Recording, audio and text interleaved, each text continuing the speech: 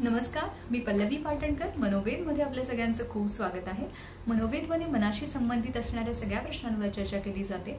जर तुम्हाला या विषयांमध्ये आवड असेल, रुची असेल, मदतीची गरज असेल तर चॅनलला नक्की सबस्क्राईब करा. चॅनलवर रोज एक शॉर्ट अपलोड केला जातो. आठवड्यातून 4 व्हिडिओज येत असतात. प्रत्येक व्हिडिओमध्ये आपण आपल्या मनाशी संबंधित गोष्टी बोलत असतो. आपलं मनस्वास्थ्य चांगलं कसं राहील, आपली सकारात्मक ऊर्जा आपल्याला कशी वाढवता येतील, सकारात्मक विचार जास्त चांगले कसे करता येतील, मन शांत कसं ठेवता येईल, ह्या सगळ्या गोष्टींवर आपण बोलत असतो.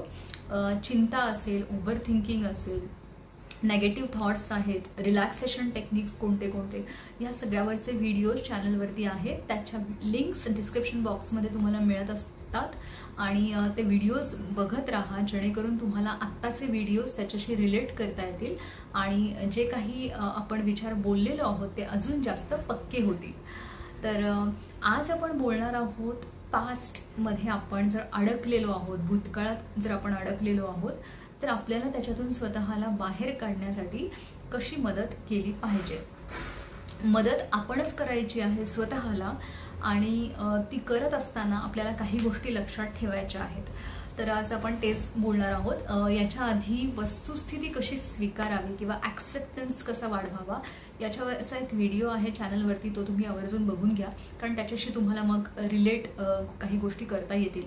तर बऱ्याचदा असं होतं की भूतकाळामध्ये काही गोष्टी घडून गेलेल्या आहेत आणि आपण ना पुन्हा पुन्हा त्याचा विचार करत राहतो की अमुक एखादी गोष्ट का घडली, कशामुळे घडली, ती घडायलाच नव्हती पाहिजे आणि ती घडून गेली आहे तर मग त्याच्यामुळे मग आता काही चांगलं होणारच नाही आहे किंवा सगळ्या गोष्टी तशाच घडत राहणार आहेत किंवा ती गोष्ट घडून गेल्यामुळे माझं आयुष्य पूर्ण बदलूनच गेलं आहे, पूर्ण खराबच झालेलं आहे आणि मग मी आता काहीच करू शकत नाही माझ्या आयुष्याचं. तर इथे होतं काय की आपण त्या भूतकाळाबद्दलचे जे विचार आहेत ना, जे काही घडून गेलं आहे ती तर घटना वेगळीच असते, पण त्या घटनेबद्दल आपण जे काही प्रश्न स्वतःला करत असतो किंवा त्याच्याबद्दल जे नेगेटिव्ह निष्कर्ष आपण स्वतः काढत असतो ना, त्या सगळ्यामुळे आहे तो त्रास आणखी जास्त वाढतो. कुठल्याही त्रासातून बाहेर पडण्यासाठी एक मूलभूत गोष्ट महत्त्वाची असते की आधी जो काही त्रास आहे आणि जी काही घटना आहे त्याला स्वीकारणं की हो, ती गोष्ट घडून गेली आहे माझ्या आयुष्यामध्ये आणि तो माझा भूतकाळ आहे. आता ती गोष्ट मी ना बदलू शकत ना त्याच्यावरती माझा कंट्रोल आहे.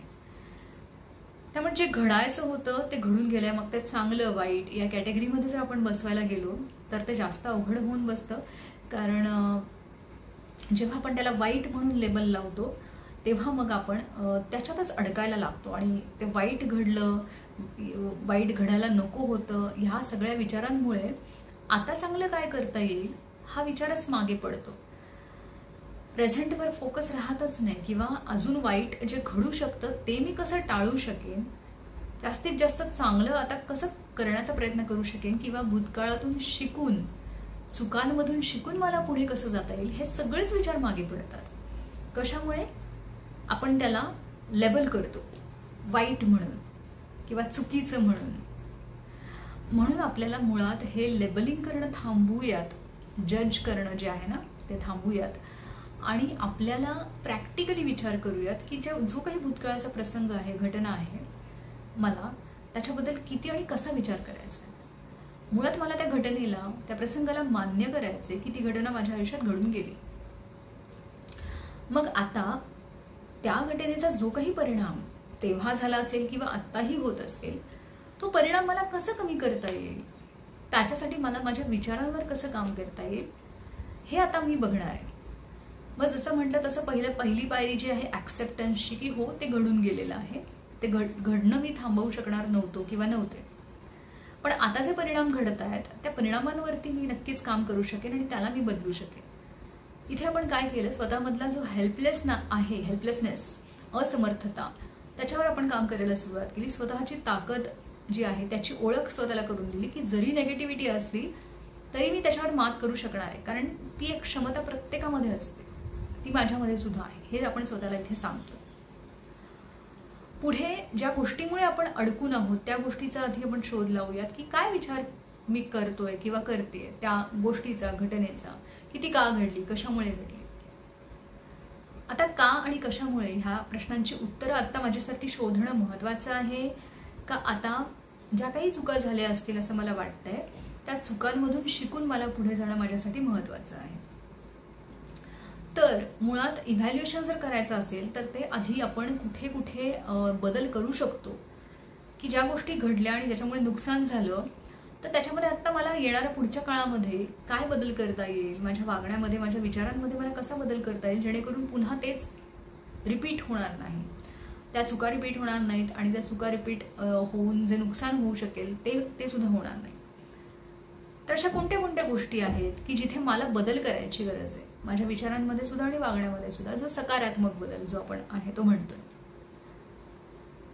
पुढचा मुद्दा हा आहे की आत्ता प्रेझेंटवरती मला फोकस करण्यासाठी, वर्तमानामध्ये आत्ता लक्ष देण्यासाठी, आत्ता माझ्या आयुष्यात असणाऱ्या चांगल्या गोष्टी, माझ्या वाट्याला आलेल्या गोष्टी कोणत्या कोणत्या आहेत की ज्याच्यावर माझं आत्ता लक्षच जात नाही, किंवा माझ्या स्वतःमध्ये, स्वतःच्या व्यक्तिमत्वामध्ये असणाऱ्या कुठल्या कुठल्या गोष्टी आहेत त्या लिहून काढूयात. लिहून काढल्यानंतर त्याच्यामध्ये अधिक स्पष्टता येईल, क्लॅरिटी येईल आणि त्याच्यावर लक्ष जाईल.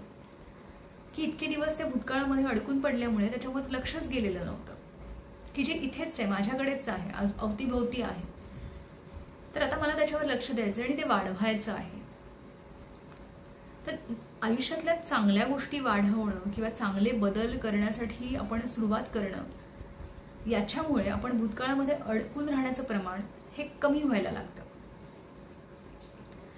पुढचा एक महत्त्वाचा थॉट असा आहे की आपल्याला पुढे जायचंय का मागे राहायचं आहे. तिथेच आपण अडकून आहोत, भूतकाळातल्या विचारांमध्ये अडकून आहोत, त्याला लेबलिंग करणं चालू आहे का आणि कसं घडलं याच्यातच अडकलेलो आहोत.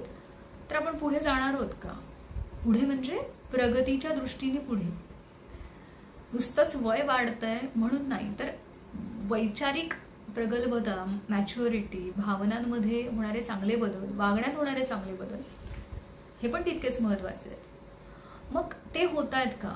किंवा पुढे प्रगतीच्या दृष्टीने काही पावलं उचलली जात आहेत का? तर ह्या सगळ्याचा विचार आपण करतोय का? आपल्याला पुढे जायचं असेल तर आपल्याला त्या भूतकाळामधल्या चांगल्या गोष्टी शिकून पुढे जायचंय, त्यातल्या वाईट गोष्टी किंवा नको असणाऱ्या गोष्टींना आपण तिथल्या तिथे ठेवायचंय, त्याला आपण आपल्या वर्तमानामध्ये न आणता आणि आपल्या वर्तमानावर त्याचा परिणाम न होऊ देता आत्ता असणाऱ्या वर्तमानातल्या चांगल्या गोष्टींना वाढवायचंय, स्वतःवर लक्ष द्यायचंय, स्वतःला चांगलं ठेवण्यासाठी, स्वतःला सकारात्मक ठेवण्यासाठी, स्वतःची ऊर्जा वाढवण्यासाठी, एनर्जी वाढवण्यासाठी काय काय करता येईल, लाईफस्टाईलमध्ये कुठले चांगले बदल करता येतील, स्वतःचं नॉलेज, ज्ञान वाढवण्यासाठी, शांतता मिळवून देण्यासाठी, स्वतःला आनंद मिळवून देण्यासाठी काय काय करता येईल, ह्या गोष्टींवरचा फोकस आपल्याला वाढवायचा आहे. जर पुढे जायचं असेल तर आपल्याला त्या भूतकाळाच्या सोबत पुढे नाही जायचं आहे, त्या भूतकाळाला भूतकाळातच ठेवायचं आहे आणि आपल्याला स्वतःला पुढे न्यायचं आहे. तर अशा पद्धतीने वैचारिक पातळीवर आपल्याला बदल करायचा आहे. नेगेटिव्ह विचारांचे प्रकार कोणते कोणते आणि त्याच्यावरती कशी मात करायची याचे व्हिडिओज आवर्जून पहा, जर काही नेगेटिव्ह विचार या भूतकाळामधून आत्ता येत आहेत तर. रिलॅक्सेशन टेक्निक्सचे व्हिडिओज आहेत ते प्रॅक्टिस करा. रिलॅक्सेशन टेक्निक्स रोजच्या रोज, ज्याच्या मदतीने भूतकाळातून बाहेर येण्यासाठी तुम्हाला खूप जास्त मदत होईल. पॉझिटिव्ह अफर्मेशन्सचे व्हिडिओज आहेत त्याचाही तुम्हाला वापर करता येईल रोजच्या आयुष्यामध्ये आणि त्याने भूतकाळातून बाहेर पडण्यासाठी मदत होईल. तर व्हिडिओ आवडला असेल तर लाईक करा, जास्तीत जास्त लोकांपर्यंत मदत पोहोचू देत, शेअर करत राहा आणि अशा वेगवेगळ्या व्हिडिओजसाठी चॅनलला सबस्क्राईब करा. धन्यवाद.